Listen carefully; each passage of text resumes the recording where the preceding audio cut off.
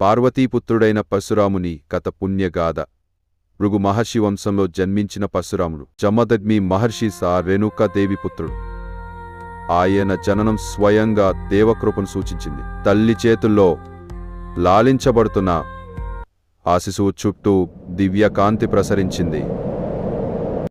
కాలక్రమేణా పరశురాముడు బాల్యంలోనే ఆధ్యాత్మికతతో కూడిన ధైర్యాన్ని సంతరించుకున్నాడు.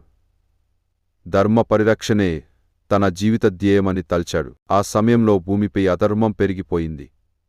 రాజులు ధర్మాన్ని విస్మరించి ప్రజల మీద దౌర్జన్యం చేయసాగారు. ఈ ధర్మాన్ని రక్షించడానికి శ్రీహరినే భూలోకానికి అవతరించాల్సి వచ్చింది.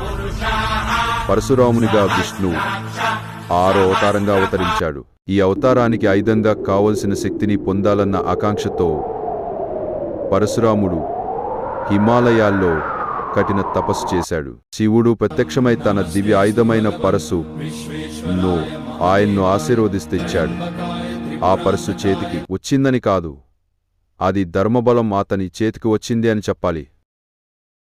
ఆ తరువాత పరశురాముడు భూమిపై ధర్మస్థాపనకు యుద్ధబాట పట్టాడు. రక్తరంజితమైన యుద్ధాల్లో అధర్మాన్ని ప్రోత్సహించే రాజులను ఓడించాడు. ఒకసారి కాదు, 2 సార్లు కాదు, ఏకంగా 21 సార్లు భూమిని క్లీన్స్ చేశాడు. ధర్మం తిరిగి ప్రతిష్ఠించబడింది. భూదేవి ఆ త్యాగానికి నమస్కరించింది.